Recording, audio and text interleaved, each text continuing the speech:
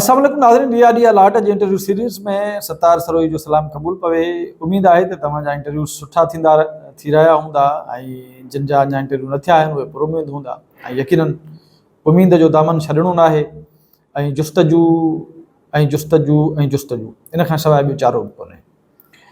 Interviews अचनि था, उन मां कुझु दोस्त मूंसां राब्तो बि कनि था, ॻाल्हि ॿोल बि कनि था, कुझु मामलनि ते गौर वीचार बि थिए थो ऐं कुझु दोस्तनि मूंसां पर्सनली फ़ोन करे इहा ॻाल्हि बि ज़ारी आहे त साईं तव्हांजे जेके वीडियोज़ आहिनि उहे असांजे लाइ ॾाढियूं कारगर साबित थियूं आहिनि ऐं इंटरव्यूज़ दौरान असां महसूसु कयूं था त जीअं अव्हां ॻाल्हायो था या जेका इंफॉर्मेशन अव्हां ॾियो था इन क़िस्म जे थाट खे असां उते इंटरव्यू में पंहिंजे लाइ किताब आणियूं था, जेका ख़ुशीअ जी ॻाल्हि आहे। मुंहिंजे लाइ बि इहा ख़ुशीअ जी ॻाल्हि आहे, इन्हनि दोस्तनि जे लाइ बि महिरबानी जेके एप्रिशिएट कनि था इहा ॻाल्हि बरमला इन जो इज़हार कनि था त असांजो वीडियोज़ उन्हनि जे कमु अचनि थियूं, मालूमात जे हवाले सां बि, मोटिवेशन जे हवाले सां बि ऐं ॻाल्हाइण जे अंदाज़ सां बि। सो ख़ैर इहो ई सबबु आहे जो मां हीअ वीडियोज़ रिकॉर्ड कयां थो त जीअं अव्हां जे लाइ आसानी पैदा थिए।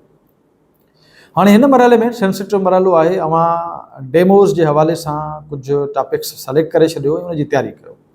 यादि रखो त जिन टॉपिक्स ते तव्हां डेमो ॾींदव उन टॉपिक्स जे हवाले सां पूरी ॼाण तव्हां वटि हुजणु खपे, छाकाणि त तव्हां खां सवाल पुछी सघनि था। अॼु मां थोरो कुझु इन मामले ते ॻाल्हाईंदुसि त फ़र्ज़ु कयो ॿाराणो अदब आहे, ॿाराणे अदब ते अव्हांखे चयो वञे थो त बाबा ॿाराणे अदब जे हवाले सां कुझु ॿुधायो असांखे त ॿाराणे अदब जी केतिरी अहमियत आहे, त यकीनन अव्हांजे इल्म में हुजणु खपे त ॿाराणो अदब दुनिया जहान जे समूरनि लिटरेचर्स में बुनियादी हैसियत रखे थो। छाकाणि त असां जॾहिं पंहिंजनि अदीबनि ऐं दानिश्वरनि खे ॾिसूं था जेके नाम कठा ऐं नाले वारा आहिनि, हिन वक़्तु उन्हनि वॾो मक़ाम हासिलु कयो आहे, असां जॾहिं इन्हनि खे ॾिसूं था, इन जे बैकग्राउंड में वञूं था त ॾिसूं था त हिननि माण्हुनि ॿाराणो अदब पढ़ियो आहे ऐं ॿाराणे अदब मां असरु वरितो आहे। इख़लाक़ी नुक़्ता, समाजी नुक़्ता, मोटिवेशन सॼी असांखे ॿाराणे अदब पढ़ण सां मिले थी। अॼु जेकॾहिं असां थोरो लिखी पढ़ी सघूं था त उन में घणे खां घणो हिसो असांजे ॿाराणे अदब जो आहे, जेको ॿाराणे अदब जे निकिरंदड़ रिसालनि, किताबनि ऐं दर्सी किताबनि मां असांखे मिलियो आहे ऐं उतां असां जेको इहो हासिलु कयो आहे इल्मु, उन इल्म खे अॻिते हली असां बि अपनायो आहे। ॿी ॻाल्हि इहा त जॾहिं ॿाराणे अदब जी ॻाल्हि था कयूं त तव्हांजे ज़हन में हुजणु खपे त सिंधी अदब जी तारीख़ जो हिकिड़ो रोशन सुबुह अंग्रेज़नि जो दौरु आहे, जॾहिं सूरत खतीअ जो क़याम अमल में अचे थो ऐं सूरत खती ठहण खां पोइ बाक़ाइदे दर्सी मक़सदनि जे लाइ ऐं इल्मी मक़सदनि जे लाइ बाक़ाइदे किताब छपजणु शुरू थियनि था। यानी पहिरियों किताबु असांजो बाबनामो, ऐं बाबनामो तव्हांखे ख़बर आहे त दीवान नंदीराम मीराणी जो आहे ऐं दीवान नंदीराम जो हीउ जेको किताबु आहे उहो पहिरियों दर्सी किताबु आहे ऐं पहिरें दर्सी किताब जी हैसियत इहा आहे त हिन में 8 जेके सबक़ आहिनि उहे नसीहत आबो सबक़ शामिलु थियल आहिनि ऐं अहिड़े तरीक़े सां हिजे जे बारे में इल्मु ॾिनो वियो आहे ऐं अहिड़े तरीक़े सां हीउ हिकिड़ो नंढो किताबु बाबनामो उनजी हिकिड़ी पंहिंजी अहम हैसियत हासिलु आहे। मीरा मोहम्मद शाह अवल जंहिं मुफ़ीदुल सबियान किताबु लिखियो ॿाराणे अदब जे हवाले सां, ऐं वरी मीरा मोहम्मद साहब सुधातुरो ऐं कुधातुरे जी ॻाल्हि लिखी, माना हीअ ॿाराणे अदब जा इब्तिदाई किताब आहिनि। जॾहिं फ़र्ज़ु कयो तव्हां नंदीराम मीराणी जी ॻाल्हि था कयो त तव्हां खां पुछंदा त बाबा नंदीराम मीराणी जो ॿियो कहिड़ो कमु आहे, त तव्हांजे ज़हन में हुजणु खपे त नंदीराम मीराणी उहो अदीब आहे, उहो आलिम आहे असांजो अंग्रेज़ दौर जो, जंहिं पंहिंजी अंग्रेज़ीअ जो धाको अंग्रेज़नि वटि ॼमायो ऐं जंहिं तारीख़ मौसूमी खे अंग्रेज़ीअ मां सिंधीअ में तर्जुमो कयो ऐं 200 रुपया इनाम खटियो। ऐं दीवान नंदीराम असांखे ॿाराणे अदब जे हवाले सां बि असांखे उनजो कमु मिले थो पियो। दीवान नंदीराम एसिफ जूं आखाणियूं, वॾो कमु इहो कयईं त दीवान नंदीराम एसिफ जूं आखाणियूं तर्जुमो कयूं ऐं एसिफ जूं आखाणियूं कोई 200-250 साल अॻु अंग्रेज़ी अदब में मिलनि थियूं असांखे, उन्हनि कहाणियुनि खे हिन असांजे सिंधीअ में तर्जुमो कयो। ऐं एसिफ जूं आखाणियूं तव्हांखे ख़बर आहे त इख़लाक़ी नुक़्तनि ते, मोराल ते ठहियल कहाणियूं आहिनि, जंहिंमें मुख़्तलिफ़ नंढियूं कहाणियूं आहिनि। नंढो किताबु आहे पर उन्हनि कहाणियुनि जो सिंधी अदब जी, ॿाराणे अदब जी तरक़ीअ में हिकिड़ो अहम किरदारु आहे, ॿारनि जी ज़हनी ओसर में अहम किरदारु आहे। त असां वटि जेको ॿाराणो अदब आहे उनजो हिकिड़ो पूरो पस मंज़र आहे, इहो तव्हांजे ज़हन में हुजणु खपे। जॾहिं बि फ़र्ज़ु कयो तव्हां ॿाराणे अदब ते ॻाल्हाईंदो त तव्हांजो हिकिड़ो पहिरियों इब्तिदा खां वठी विच ताईं ऐं आख़िर ताईं तव्हांखे हिकिड़ो उनजो पूरो सिस्टम ज़हन में हुजणु खपे त ॿाराणो अदब आहे छा, उनजो कारज छा आहे। ॿाराणी अदब जे हवाले सां ॿाराणी अदब जी तारीख़ 3 भाङा किताब ख़ालिद आज़ाद विघियो जो आहे, हिकिड़ो सुठो रेफरेंस बुक आहे, तव्हां हुनखे इस्तेमालु करे सघो था।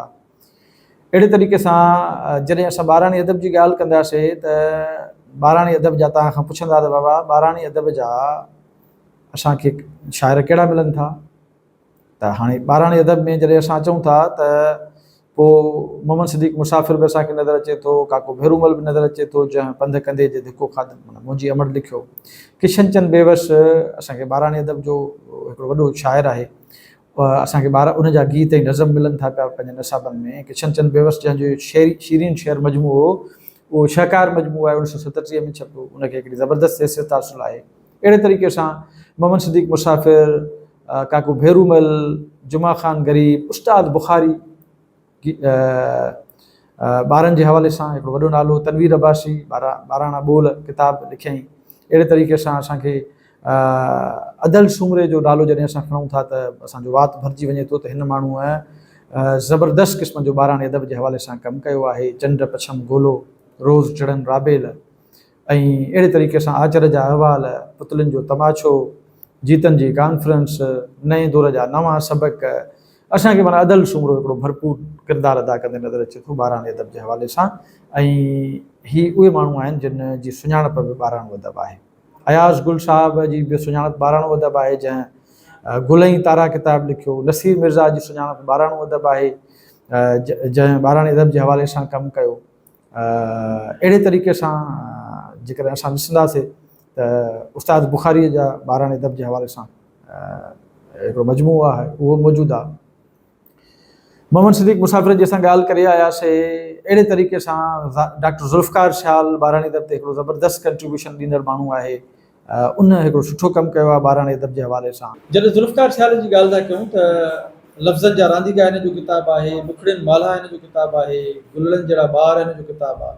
त अहिड़े तरीक़े सां ज़ुल्फ़कार शाल जे किताबनि में गुलनि जहिड़ा गीत, मुखड़ियुनि माला, इहे किताब असांजे ज़ुल्फ़कार शाल जा आहिनि। ज़ुल्फ़कार शाल मीर अली नवाज़ नाज़ जी शाइरीअ ते हुन पंहिंजी PhD कई आहे, ऐं हू हिकु ई वक़्तु मेडिकल जो डॉक्टर बि आहे, ऐं वरी साॻे ई वक़्तु आलिम ऐं स्कॉलर बि आहे, ऐं हुनखे PhD जी डिग्री बि मिलियल आहे कराची यूनिवर्सिटी मां।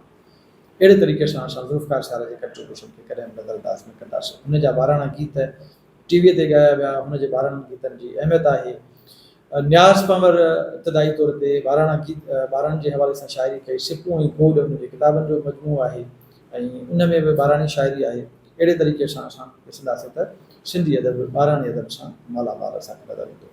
इन सां गॾोगॾु जॾहिं असां जॾहिं बि ॿाराणी अदब ते ॻाल्हाईंदासीं त यकीनन हुनजे कारज ते बि तव्हांखे ॻाल्हाईंदा। तव्हां खां चवंदा बाबा गुलफुल रिसाले जो कहिड़ो कंट्रीब्यूशन आहे, कहिड़ो इदारो आहे जेको गुलफुल रिसालो कढंदो, तव्हां चवंदो साईं सिंधी अदबी बोर्ड गुलफुल रिसालो कढंदो आहे। गुलफुल रिसाले जी जेको कमु आहे उहो ॿाराणी अदब जे हवाले सां तमामु घणो आहे। गुलिस्तान रिसालो माज़ीअ में निकिरंदो हो।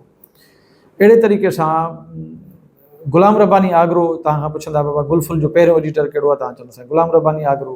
अहिड़े तरीक़े सां बतिन वारी नानी इहो नाविल कंहिं लिखियो ॿाराणी अदब जे हवाले सां, तव्हां चवंदो साईं अकबर जिसकानी साहब। अकबर जिसकानी साहब जो जेको कंट्रीब्यूशन आहे उहो गुलफुल जे एडिटर वारो बि आहे, उहो ज़बरदस्त एडिटर रहियो आहे गुलफुल जो, हुनजो दौरु ॾाढो शानदार रहियो आहे। अहिड़े तरीक़े सां तव्हां ॾिसंदो त शौकत हुसैन शोरो साहब गुलफुल जो एडिटर रहियो। त अहिड़े तरीक़े सां इहो कमु तव्हांजे ध्यान में अचणु खपे। ॿियो वॾो जेको मवादु आहे उहो आहे लतीफ़ात। लतीफ़ात ते अव्हांखे भरपूर तयारी करणी पवंदी। लतीफ़ साईं जे सुरनि में कहिड़ो फ़लसफ़ो आहे, लतीफ़ साईंअ जे कल्याण ऐं यमन कल्याण में छा समायल आहे, कहिड़ा बेत हुनजा मशहूरु आहिनि, उहो थोरो तव्हांखे ज़हन में रखणा पवंदा। चंड जो ज़िक्र कहिड़े सुर में आहे, साईं खंभात में ज़िक्र आहे। अहिड़े तरीक़े सां सामूंडी सुर कहिड़ो आहे, सुर सामूंडी आहे। दरिया जो सुर कहिड़ो आहे, सुर सुहिणी आहे। सुहिणीअ जो फ़लसफ़ो छा थो चवे पियो, उहा कहिड़े क़िस्म जी सुरमी आहे, उन जा किरदार कहिड़ा आहिनि हिन कहाणीअ जा। अहिड़े तरीक़े सां मूमल राणे जी कहाणी काक, हाणे इन ते अॻु में मां ॻाल्हाए आयो आहियां त तव्हांखे छा करिणो पवंदो, जो तव्हांखे लतीफ़ साईं जे सुरनि जो फ़लसफ़ो माना 3 ई सुर, उन जो फ़लसफ़ो सम्झणो पवंदो। कहिड़ी ख़बर तव्हां खां कहिड़े बि सुर जे बारे में पुछनि, कहिड़ी ख़बर तव्हांखे चवनि त बाबा सुर आसा मां को असांखे शेर ॿुधायो जंहिंमें अखियुनि जो ज़िक्र हुजे। तव्हांखे हूंदो त तव्हां चवंदो त अखियुनि में थी वेह त आऊं वारे ढकियां, तोखे न ॾिसे ॾे ॿियो आऊं न पसां की ॿियो। तव्हांजे इल्म में हूंदो, तव्हां चवंदो त अखियुनि खे आऊं झांकी झलूं पायां।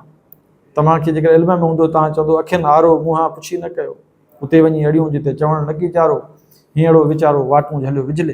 त ईअं वरी चंड जो ज़िक्र, चंड तुंहिंजी ज़ात पढ़ियां था न पिरींसी। त ईअं तव्हांखे हिकिड़ो मां आइडिया ॾेई थो छॾियां पियो त हर सुर जे बारे में तव्हांखे इल्मु हुजे, हर सुर मां तव्हां घटि में घटि 2-3 शेर यादि करे छॾियो ऐं तव्हां हिकिड़ो लिंक जोड़ियो। तव्हांखे ख़बर हुजणु खपे त जेको हीउ शेर आहे इहो ॾहर जो आहे, हीउ शेर आहे केदारे जो आहे, हीउ खंभात जो आहे, हीउ रामकली जो सुर आहे, हीउ खावड़ीअ जो सुर आहे, हीउ ससूईअ जे सुरनि मां आहे, हीउ मूमल जो सुर आहे। त इहे लिंक्स तव्हां शेरनि जा जोड़ियो, तव्हांखे अंदाज़ो थी वेंदो त कहिड़ो शेर उनजो मिज़ाज ऐं उनजी जेका पढ़णी आहे उहा छा थी चवे पई।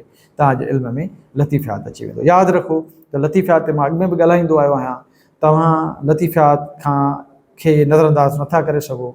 लतीफ़ साईं जो फ़िक्र ऐं फ़लसफ़ो तव्हांजो बेड़ो पार कंदो। सो उमेदु आहे त अव्हां हिकिड़ी बातरतीब क़िस्म जी तयारी कंदा हूंदो। जिन दोस्तनि जा पेपर रहियल आहिनि, इंटरव्यू रहियल आहिनि, उन्हनि खे घबराइण जी बि का ज़रूरत न आहे ऐं इन मामले में पवण जी ज़रूरत न आहे त अलाए छा थींदो, इलाही फलाणा सवाल पुछा अथऊं, असांखां इहे पुछंदा त असांखे न ईंदा।